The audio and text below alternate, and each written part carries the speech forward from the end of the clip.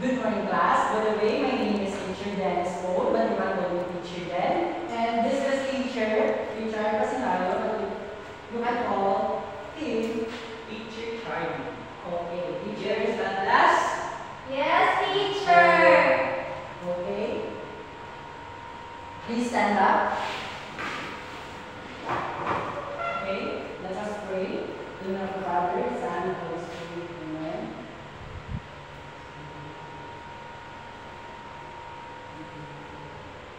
Amen. Good morning, class.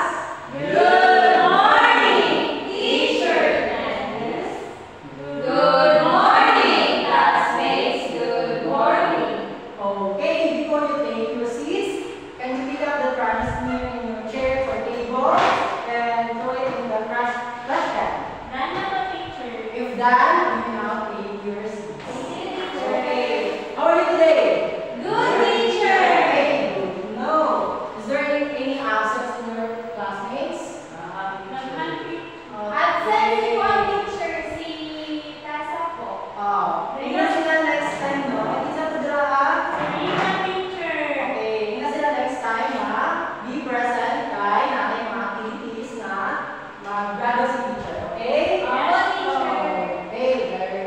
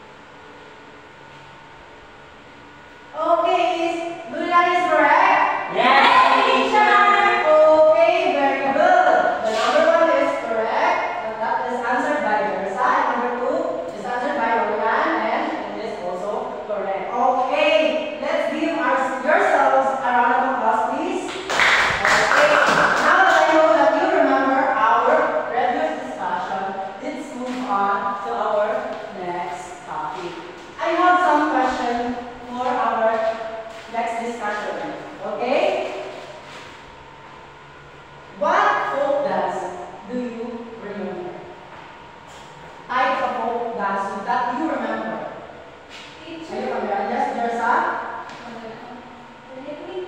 Teleclean. Very good. Let's give 2 claps for Jersa. Another.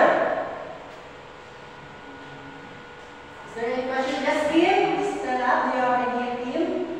Example of folk dance. Philippine folk dance for specific. Okay, thank you. You have to do. Okay, from my questions that I give, and there's an answer to me. What do you think our next topic for our next topic?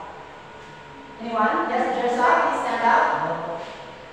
Teacher, movement of arms and feet to teacher. Can you say Okay, thank you, Jersa. Okay, let's give a round of applause for Jersa. Okay. What our topic is about, as what Jersa said, it's about fundamental movements of arms and feet, position, and folk dance. Okay. Why I asked you about folk dance a while ago? Because our topic is related to folk dance. But fundamental movements of arms and feet, position, and folk dance. Okay. Can you read our new discussion or our new topic? Fundamental movements of arms and feet in position of dance. Okay, thank you. But before that, I would like you to read our objectives. Okay? Please read. At the end of the lesson, the students will be able to identify the arms and feet position in folk dance, execute the different skills involved in the folk dance. Okay, thank you. So first, we need to identify the arms and feet position and folk dance. And the second one is we need to execute the different skills involved in the folk dance. Is there any question about our objectives? Sorry. Okay, if not, let's move on to our discussion. Okay? Eyes in here. Eyes in front. Okay. Eyes in the laptop. Okay. Our topic is about fundamental movements of arms and feet, position, and folk dance. Again, please read our topic. Fundamental movements of arms and feet position in folk dance. Okay. First is, let's move on to what is folk dance. Accordingly, folk dance refers to the dances created and performed collectively by ordinary people. Okay? Folk dance is very popular in the Philippines and collectively danced by ordinary people. They perform this during celebration. Okay? That is folk dance. Example of folk dance, it can be Teleclean, Cariñosa, Manlaki, or other types of folk dance. Okay? Next is, accordingly, there are 2 types of folk dance. The first one is the rural or the occupational dance. Activities, this rural folk dance is activities such as rice production, broom making, goods planting, fishing has been reflected in the Philippine folk dance. In rural dance, it symbolizes the practices that is present in the Philippines. Okay? If there's a harvest, there's a folk dance that related to harvest or any occasion that happened in the Philippines. Next one is the example of rural folk dance is it can be Cariñosa and Teleclean. Okay. The next is Spanish inspired. First is, what is the first type of folk dance in the Philippines? Yes, rural. And the next one is Spanish inspired. Mostly Christian inspired dance mostly includes worship and wedding dances. This is Spanish inspired. From the name Spanish inspired, this is the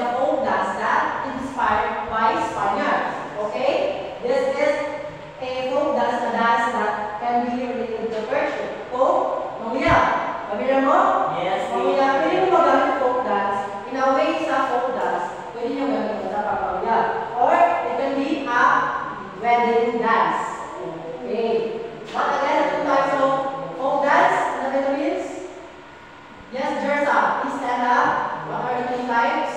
Kalimutan sa isang teacher ko, isa po Spanish. Spanish inspired. Who wants to give help? Yes, well, focus. Okay, very good. Let's give 4 claps for Jersa and Kim for answering. Okay, the examples of Spanish inspired is Bumintang, Volca, Sa, Melon. Okay? Next is, let's move on to the position of arms and feet. Okay? In folk dance, we need to follow position of our hands and feet. And this is the fundamental movements to dance the folk dance. Okay. Okay, I will call teacher Richard to execute the steps while I'm discussing. Okay? Please stand there, teacher Richard. Okay. The first position is in arms. Both arms raised in a circle in front of chest with fingertips about an inch wide. Okay, teacher Richard. Remember the first position, and then followed by feet. Heels close together, apart with an angle of about 45 degrees. That is the first position. Observe the first position. Okay, that is yes, that is the first position. Okay, remember the arms and then the feet. Okay, thank you, teacher. Next is the second position. Arms. In arms, please stand up for you to involve. Okay, find space. With your form. Just follow Mr. Richard. Okay? The first in arms. Stand by your arms in your sides. Next is both raise sideward with graceful curve and shoulder level. And then in feet. Feet apart, sideward of about a face distance. Okay, remember that is the second position. Okay. Next, stand by your arms. The next position is, the third position is arms. One arm raised in front, a second position, other arms raised upward. Okay. And then feet, heel of one foot close to and step of other foot. Okay. Okay. Okay. Very good. Very good. That is the third position. Remember the third position. The fourth position. In arms. One arm raised in front as in first position. Other arms raised overhead. Okay, that is the arm position. Together with feet, one foot in front of other foot of a face distance. Okay, just copy. Yes, just copy teacher Richard. Okay, very good. That is the first step. And the fifth position. In arms, both arms raised overhead. And then followed by feet.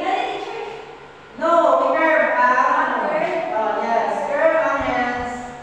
Yes, run back to, but in upper level. Okay, no more hard. Okay, next in feet. Heel of front foot close to big toe of rear foot. Just follow copy teacher chart. Okay. Okay, very good. And that's all the 5 positions of fundamental 5 positions and folk dance. Okay, the arms and the feet. Oh, when you sit down and teacher Richard will give an activity. Okay? Enjoy. Hello everyone! Once again, I'm teacher Richard.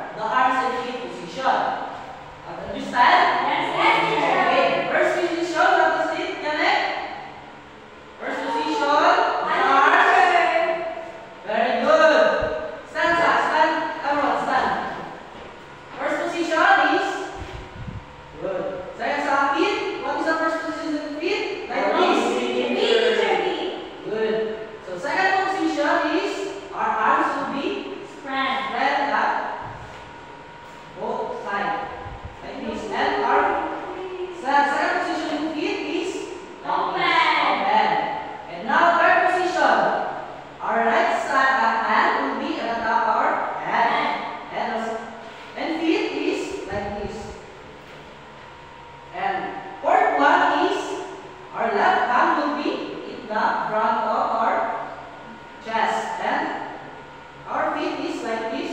Our right feet will be moved forward. And the last one, hips position should be like this. Our both arms will be at the head of our head, and our feet position and feet is like this. Did you understand, class? Yes, teacher. Okay. So for the know what is the arm position of us, let us have a music.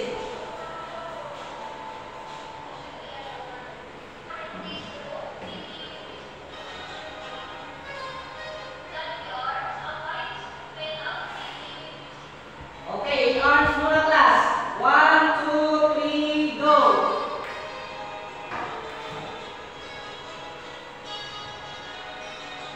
Like this. Okay, naman para sa buwa.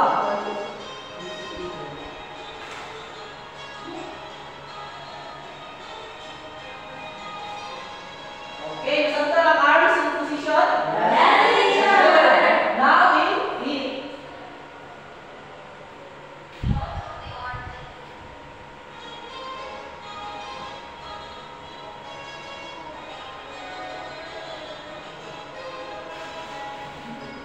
Okay, in feet, let's start the first step. 1, 2, let's have a music.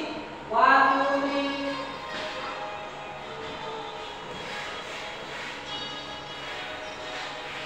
Balik. First step. 1, second step. Third step. Balik. Sabta na ba? Yes, teacher. Pero, ada mulai activity na ditawag na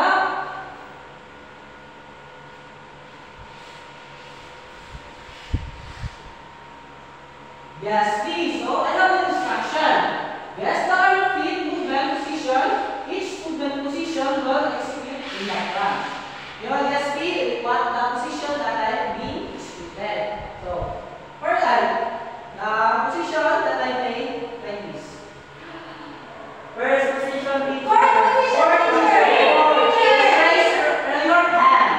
Read, teacher. Okay, very Read good. ano po? Read position. Very good. This is a T position. Like this. Second. Teacher. Okay, Second, Teresa. teacher, second. Very good. Give clap for Teresa and Teresa. Last one. This one. Teacher. Teresa. Fourth, teacher, fourth. Fourth position in. Feet, teacher. Very good. And last one. Teacher. Balik-balik po po. Teacher. In.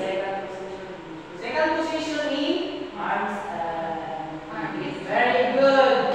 Now, karon, inasabtan ninyo, we have a group activity. This group activity will is listed. Just like this. And we're going to do is to perform the arms and feet position in folk dance. But you should close your eyes. Dapat close your eyes to execute the Di ko makita, teacher, mag-tulog sa ako. dapat akala mo na siya ako buhaton karon muntada. Okay, karon only ang dua hindi na ako kita. Mabay group tayo dito. So group 1 will be the arm position will be executed, and the group 2 will be the feet position